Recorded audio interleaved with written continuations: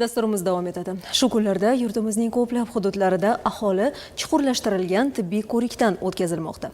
Sog'lom turmush tarzini ta'minlash, turli kasalliklarning oldini olishga qaratilgan mazkur jarayonlarda yurtdoshlarimiz faol ishtirok etishyapti.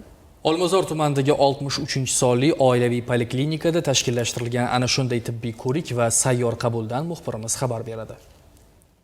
Ma'lum bo'lishicha, bugungi kunda Olmazor tumanidagi Tepaguzar, Shon-Shuhrat va G'alaba mahallalarining har biri 5000 ga yaqin va undan ortiq aholiga ega. Ularning salomatligi doimiy e'tiborda. Mazkur tibbiy ko'rikka barcha yoshdagi fuqarolar taklif etildi. Ular umumiy amaliyot shifokori, terapevt, jarroh, pediatr kabi mutaxassislar tekshiruvdan o'tdi. Bu oftalmologik kompleksda ko'rish o'tkirligini tekshirish uchun ochkilarni plus minusligini aniqlash uchun apparatlarimiz bor.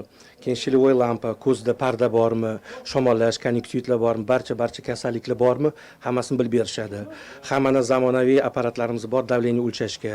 Bu avtobus tekshiruvlardan o'tkazishga juda ham qulay. Tibbiy ko'rik doirasida sayyor qabul tashkil etildi. Unda 35 nafar fuqaroning o'zlarini qiziqtirgan masalalari bo'yicha murojaati tinglandi. Mutasaddilar aytishicha, 18 ta murojaat joyida ijobiy hal bo'ldi. Undan tashqari jarrohlik amaliyotiga muhtoj bo'lgan fuqarolar murojaat etishyapti. Katta mablag' talab etilganligi sababli albatta ushbu murojaatlar xalq qabulxonalari tomonidan nazoratga olinib, tegishli tashkilotlarga muddatlar qo'yilib nazoratga olindi. Yoshim 21 da.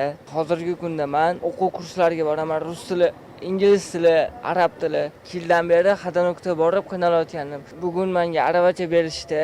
Bu menga katta imkoniyat. Darslarimga, o'quv kurslarimga borish uchun juda ham katta yordam beradi. Kun davomida 458 nafar fuqaro tibbiy ko'rikdan o'tkazildi. Shundan 12 nafariga ambulator sharoitida davolanish tavsiya etildi. 6 nafariga shahar shifoxonalariga order berildi. 85 nafar fuqaroga bepul dori vositalari tarqatildi. Ijtimoiy ko'makka muhtoj oila vakillari uchun 15 ta xonadonga oziq-ovqat mahsulotlari olib borildi. Maqsuda Shirinboyeva, Asror Ibrohimov, Yoshlar.